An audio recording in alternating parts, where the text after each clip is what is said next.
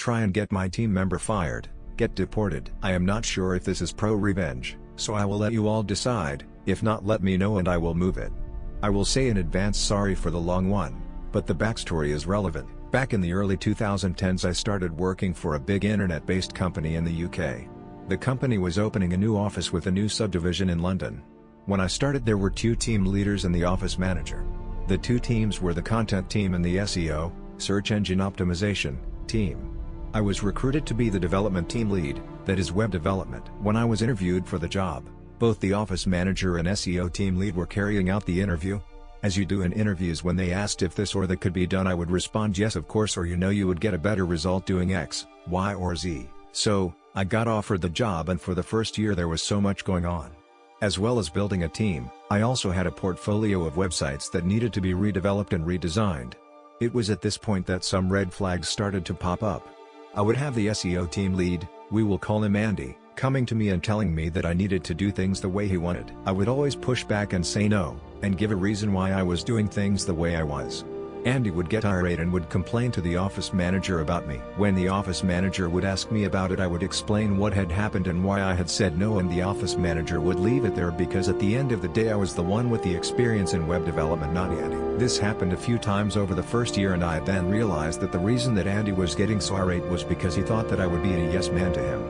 Sorry buddy, that is not who I am. So, now that we have the backstory, let's get into what led to the revenge. Me and the team had been working hard to get 2 of the new websites completed, and I was due to show them off to the board before they went live. This company's head office was in another part of the country, and I had to leave the office in London at about lunchtime. So, I arrived to the hotel that is across the road from the head office about 4 p.m. and jump on my laptop to start going through the sites to run some tests. I was testing functionality, making sure the look and feel were correct, things like that. Then it happened. We found a major bug that caused a major issue with the functionality of the website. So it is at this point that I am going to introduce the star of our story, Johnny, not real name, but attacked all the same, who was my senior developer. Me and Johnny working through the night, me in the hotel room and him in the London office. We finally fixed the bug, about 7 a.m. the following day. My meeting with the board was at 10 a.m., so after getting showered, feeted over to the office, I started my day with 0 hours sleep. I go into the meeting and the first thing that is said, is the CEO asking if I was okay. I had met him a few times and he was a really nice guy. I explained that we had found an issue with the sites yesterday and me and Johnny had worked through the night to fix it before the meeting. Long story short, everyone was really impressed and loved the new sites. At the end of the meeting the CEO pulled me aside and thanked me for everything and then told me to go home and get some sleep. It was about a 3-hour train ride to London and then another hour home. I thanked him and went on my way. So, after taking my team out for a well-deserved lunch to say thank you, the office manager then organized a night out for the whole office to celebrate on the following Friday. We started off at a fancy bar, not my sort of thing. I am a man of cheap tastes, and then everyone moves on to a small club. I go to the club for a bit, but then leave quite early in the night as I need to get a train home. I say my byes and then head home. I come into the office on the Monday and there is something going on. I speak with Emma, not real name, the content team's lead. She does not know what is going on, but there are people from head office, HR and others. Then a few minutes later all the team leaders are called into a meeting. We are all squished in one of the small meeting rooms. There is office manager, 2 members of the HR team from head office and the 3 team leaders, including myself. So, HR explained that there has been a complaint made against Johnny. A member of the SEO team, we will call him Mark, had called Andy on the Friday saying that Johnny had been making racist comments while everyone was out at the club. Both myself and Emma were taken aback. This was not like Johnny. On a side note, I felt that I need to explain the races of people involved.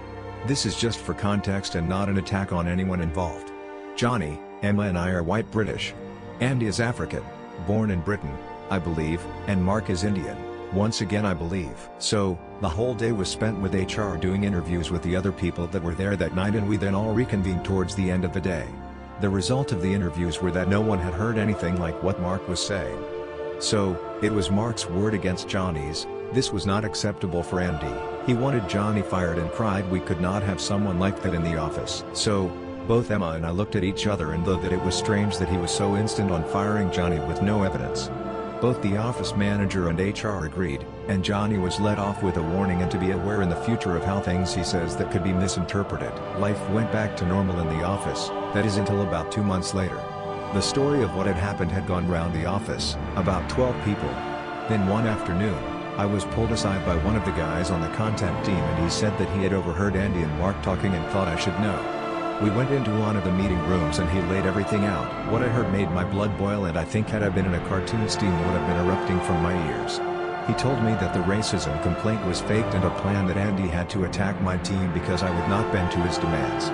Him and Mark were on a call outside the club, Andy was not there that night, and that is when he heard what they were doing. It later came out that their plan was to make the complaint against Johnny and get him fired, which would then lead on to Andy complaining that I was not fit to run a team if I let that sort of this happen under my leadership. My first question was why he didn't bring this up with HR in the interviews. He said that he did, but it was his word against both Andy and Mark.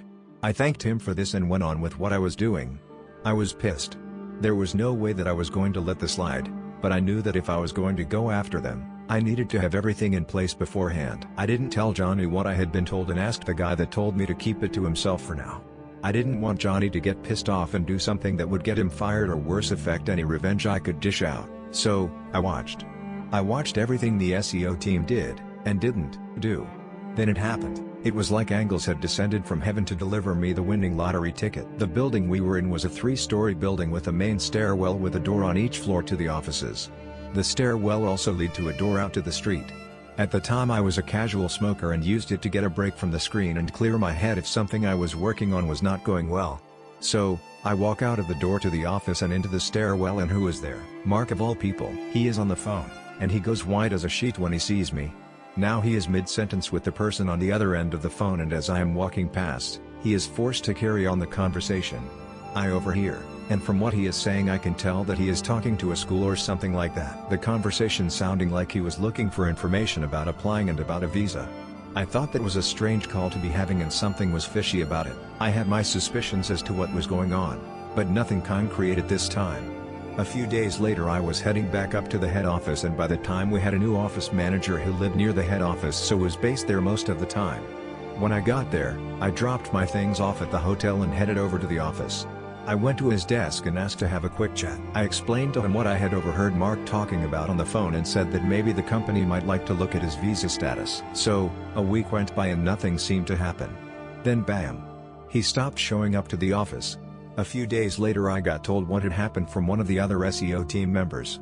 Mark had been fired with immediate effect for no longer having the correct visa to work in the UK. The company did not want to get involved in sponsoring a new visa for him. I don't know why. I started asking questions around the office, random chit-chat, and I found out that Mark is from Dubai and he was here on his wife's student visa. I don't know how that works, but it was all above board.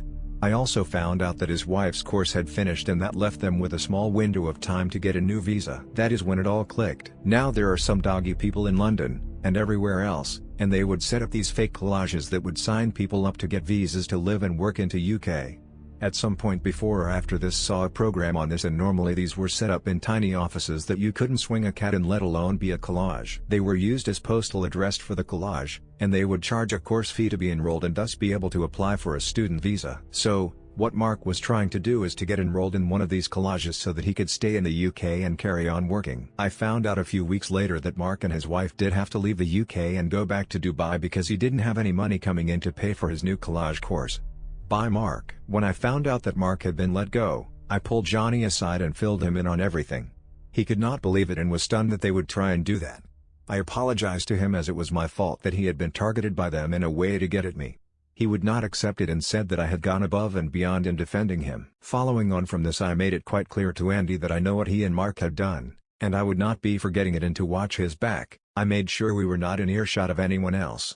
About 2 months later Andy handed in his notice and left the company, never to be seen or heard from again. I have told this story to some people over the years, and I have been asked so many times if I feel guilty for what I did. I always respond the same way: I feel guilty that Johnny was wrongfully accused and targeted. I don't feel guilty about what I did to Mark. You don't mess with my friends, family or team. User comments. User 1, how was this pro-revenge? Op did nothing, shit just happened. User 2, welcome to office politics. On a side note, your testing validation process needs to be improved. Your team is lacking in good processes. I loved it when a developer created the problem with bad code or lack of testing, then becomes the hero for being up all night. You were up all night because of your team's bad coding. Get over yourself. User 3, bad people should face consequences. Good job reporting him.